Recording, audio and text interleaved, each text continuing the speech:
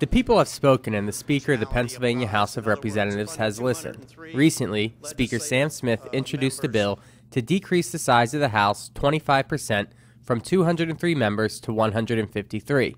By doing this, the Speaker feels that a more compact House will help legislation move through the legislative process more efficiently.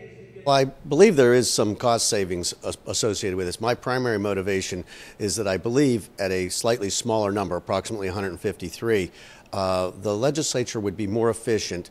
And I mean efficient in the sense of being better able to communicate and understand what the other members' issues are, what their concerns are.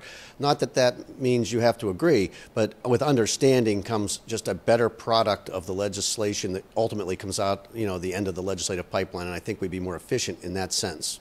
Through the amendment process, the bill now also cuts the size of the Senate by a quarter from 50 to 38.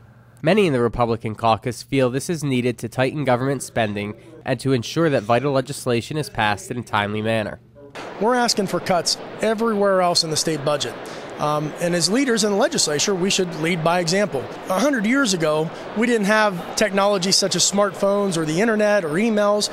We are in constant communication with our constituents. The one argument against reducing the size of the legislature is that you reduce the amount of representation people have. But with the advancements with technology, such as smartphones, and even our infrastructure is much better. I can get back to Ligonier and Mount Pleasant in my district from Harrisburg in less than 3 hours. 100 years ago, it might have taken, some time to get back. So I think this is a step in the right direction just by leading by example and saying that, we're going to ask for cuts everywhere and we're no different ourselves. Although the bill has passed the House of Representatives, an unprecedented act in modern history, this is not something that will happen overnight. Because this change requires a constitutional amendment, both the House and Senate would need to pass this bill in 2 consecutive sessions, followed by a referendum voted on by the people. If enacted, the new legislative maps would be in place for the 2022 legislative election.